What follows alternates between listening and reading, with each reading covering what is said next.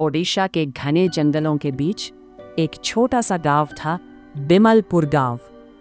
कभी ये गांव बहुत जिंदा था। यहाँ मेले लगते थे, बच्चे खेलते थे, खेतों में हरियाली थी। लेकिन लगभग 15 साल पहले एक अजीब घटना के बाद गांव अचानक खाली हो गया। लोग कहते हैं रात के बाद यहाँ कोई इंसान नहीं रहता। जो रुकता है वो सुबह दिखाई नहीं देता।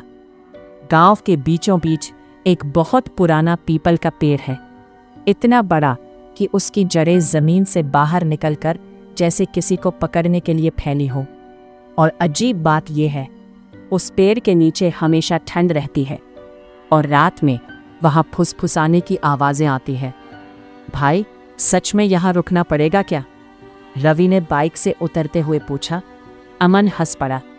अरे 2 दिन की बात है, दादाजी का पुराना घर है, थोड़ा साफ करेंगे फिर निकल लेंगे।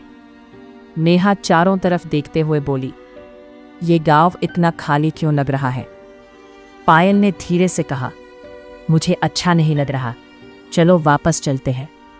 अमन ने हाथ उठाकर कहा, रिलैक्स, नाम है बस बिमलपुर गांव, कोई भूतिया जगह नहीं है। लेकिन गांव में एक भी इंसान नहीं दिख रहा था। टूटी हुई झोपड़ियां, खुले दरवाजे और बीच में वही बड़ा सा पीपल का पेड़। चारों दोस्त घर के अंदर गए। जगह धूल से भरी थी। अचानक दरवाजा अपने आप धड़ाम से बंद हो गया। किसने बंद किया? पायल घबरा गई।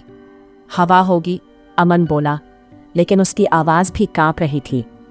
तभी बाहर से एक आवाज आई, रात होने से पहले यहां से चले जाओ।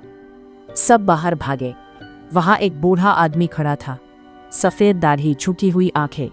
अमन बोला, आप कौन हैं? बूढ़ा बाबा धीमे से बोले, मैं यहाँ का आखिरी इंसान हूँ, बाकी सब उस पेड़ के पास है। नेहा ने पूछा, मतलब? बाबा ने पेड़ की तरफ इशारा किया। रात में वो उन्हें बुलाता है। रवि बोला, कौन? बाबा ने बस एक ही शब्द कहा, छाया। अमन हंस पड़ा। ये सब कहानियां हैं।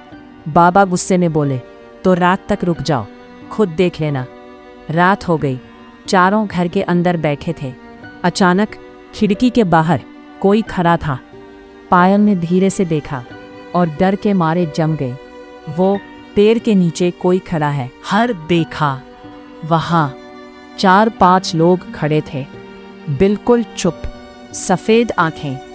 अमन बोला, चलो देखते हैं। रवि ने रोकते हुए कहा, पागल हो क्या? लेकिन अमन बाहर चला गया। कुछ देर बाद अमन वापस नहीं आया। नेहा चिल्लाई, अमन! कोई जवाब नहीं। तभी दरवाजे पर टक टक हुई। रवि ने दरवाजा खोला। बाहर अमन खड़ा था, लेकिन उसकी आंखें पूरी सफेद थीं। वो धीरे से बोला, वो बुला रहा है। अचानक अमन ने नेहा का हाथ पकड़ लिया। चलो पेड़ के पास। रवि और पायल पीछे हट गए। तभी बूढ़ा बाबा फिर दिखे। उनका चिल्लाना, अब बहुत देर हो चुकी है। हर साल कुछ लोग यहाँ आते हैं और उसी पेड़ का हिस्सा बन जाते हैं। रवि कांपते हुए बोला, तो हम? बाबा बोले, तुम लोग पहले ही चुने जा चुके हो। अचानक पेड़ की जड़ें हिलने लगी, जमीन फटने लगी, पेड़ के नीचे हड्डियां दिखाई देने लगी और उनमें अमन का चेहरा। वो चिल्लाया, भागो! लेकिन अब देर हो चुकी थी। नेहा और पायल के पैर खुद ब खुद पेड़ की तरफ बढ़ने लगे। रवि चीखता रहा, लेकिन उसके पैर भी रुक नहीं रहे थे। रवि चीखता रहा, लेकिन उसके पैर भी रुक नहीं रहे थे। सुबह गांव फिर से शांत था। बस पीपल के पेड़ के नीचे 4 नए चेहरे उभरे हुए थे और दूर बूढ़ा बाबा खड़ा था। वो धीरे से मुस्कुराया, अब मैं अकेला नहीं हूं। और इसी पल इनकी आंखें भी सफेद हो गईं। अगर कभी किसी सुनसान गांव में जाओ और वहां एक पुराना पीपल का पेड़ दिखे और कोई आवाज तुम्हें बुलाए, इधर आओ, तो मुड़कर भी मत देखना।